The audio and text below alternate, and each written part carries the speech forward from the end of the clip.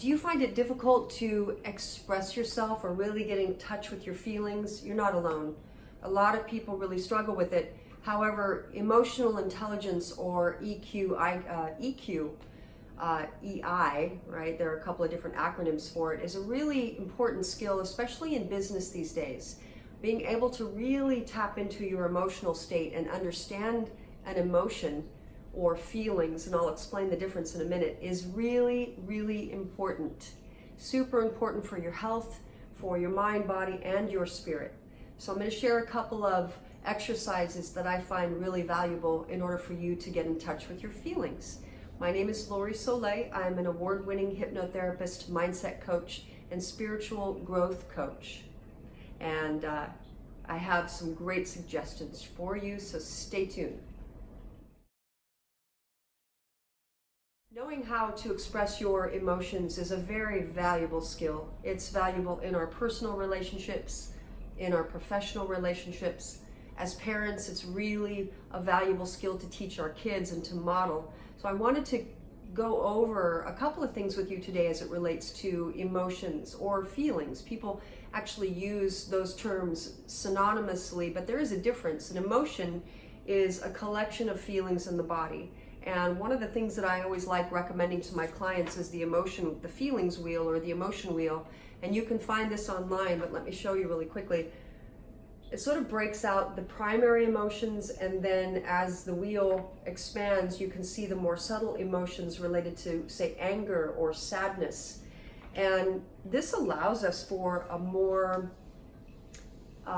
rich and rewarding experience when we really understand, first of all, the more subtle emotions and where they come from as it relates to the primary emotions, but more importantly, how they feel different in the body.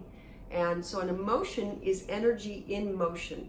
That's a great way to describe it. And the emotion has a collection of feelings. It's contextualized. So the way I like to explain it is feelings are the contextualization, say that 3 times, for an emotion. So when we can start to define the feeling state of the emotion, we can get more savvy. We can then begin to get more clear about what the emotion is, what's triggered it, and even more importantly for empaths, does it belong to us? Because we can absorb emotional states from other people. I mean, this is related to the physiology of our nervous system and mirror neurons in the brain, where, you know, we're reflecting somebody else's mood or behavior. And certain things are more contagious than others, especially negativity. So let me go over how you can begin to develop a more emotionally well-rounded understanding of your emotional life. The first piece, I think, is to really feel into it, really identify the emotion. So the first step, I would say, is to set aside some time.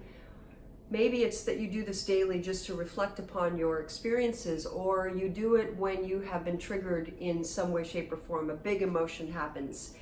So set aside a little bit of time to journal. Journaling is very powerful. It helps us to process the information and to integrate the information. So set aside some time. It doesn't really matter how much, just enough that you think will be helpful for you. And then identify the emotion.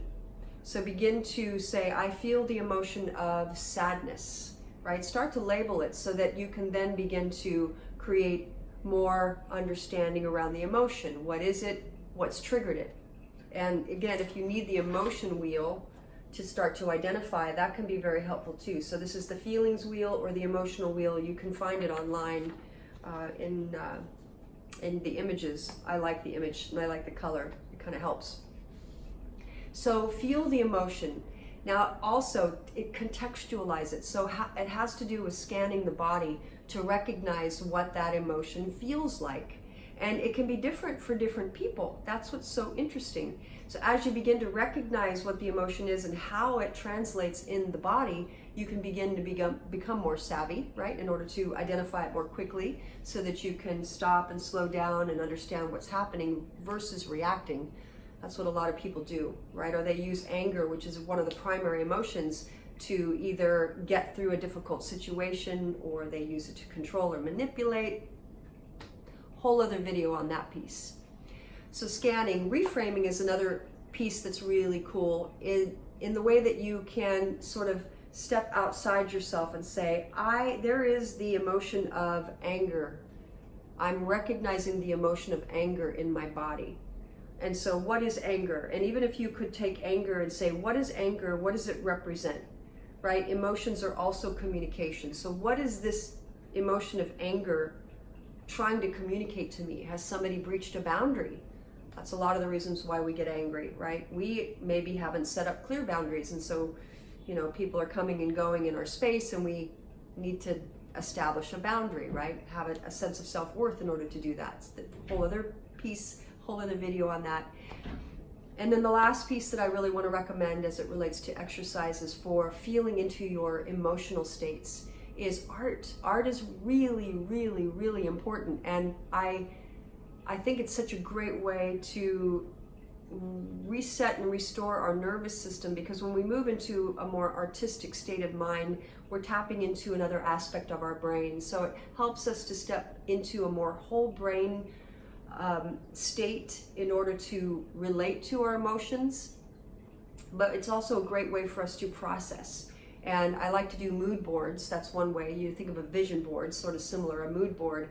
And then I had a client who talked about doing an art exercise where she created something that represented all of the trauma that she had experienced in her life. And it was kind of a 3D kind of thing. And then at the end, she was able to kind of smash it up and get her anger out. And for her, that was a very powerful, cathartic exercise to do. So however you wish to relate to it. Some people create things and then they burn it, in a safe way. They'll burn it, which means that they're tearing it down, right? So it can be reborn, sort of like the phoenix. Anyway, getting creative around your emotional states can be super, super helpful too.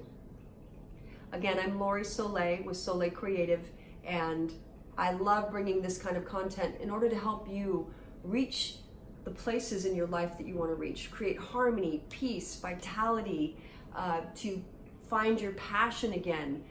All of these states that can help you to get where you want to go, right? To transform your life. I love bringing this kind of content to you. So please subscribe, because I'm doing lots of videos like this. Just short, quick videos on different kinds of exercises in order to continue to evolve, continue to transform and heal. Thanks again for watching, and have a great day.